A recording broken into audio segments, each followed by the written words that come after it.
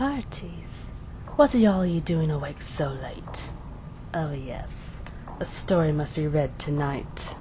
I don't feel like myself, in case you haven't noticed.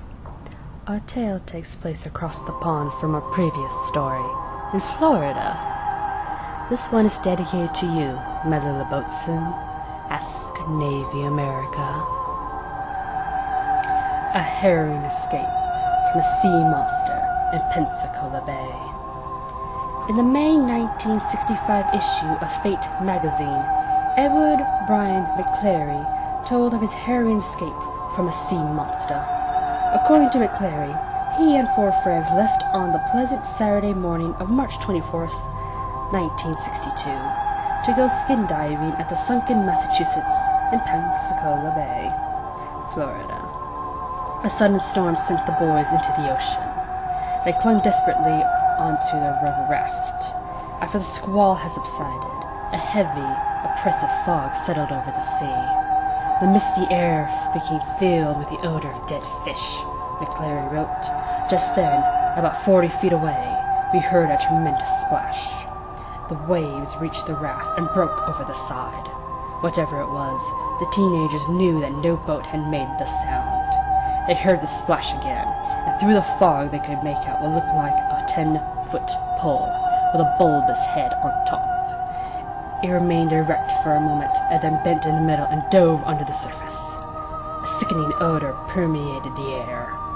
From out of the fog came a strange, high-pitched whine. The 5 young men panicked, slipped on their fins, and dove into the water. They decided to keep together and try for the portion of the wrecked Massachusetts that remained above water. And back of them, as they swam, they could hear whatever it was splashing and making a strange, hissing sound. Then they heard a terrible scream.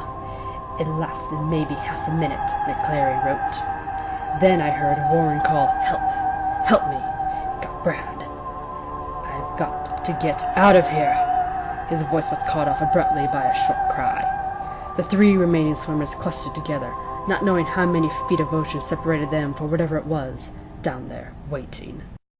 "Eric," McClary gasped. "What happened to Larry?" "He was here a minute ago." The 2 boys dove from their friend. Found nothing. Then Eric got a cramp in his leg. McClary wrapped his arm around his neck and continued toward the wreck. A wave broke and separated them. When McClary surfaced, he saw Eric swimming ahead of him.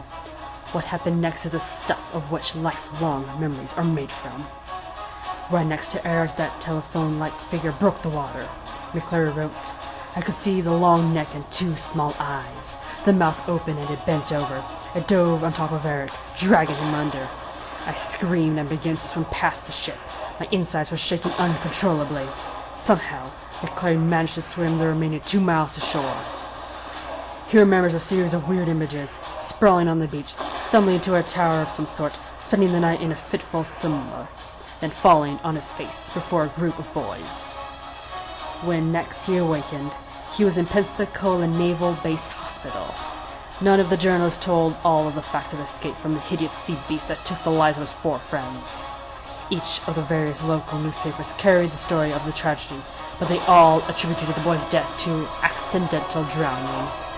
The interviewing reporters told McClary that the sea serpent was best left unmentioned. McClary wrote that he asked the director of the search and rescue units, E.B. McGovern, if he believed his story about the monster. According to McClary, McGovern replied, "The sea has a lot of secrets. There are a lot of things we don't know about. But people don't believe these things because they are too afraid. Yes, I believe you, but there's not much else I can do." Well, I hope those residents of Pensacola Bay are not too afraid to go swimming tonight. Well then, sleep well, my little darling.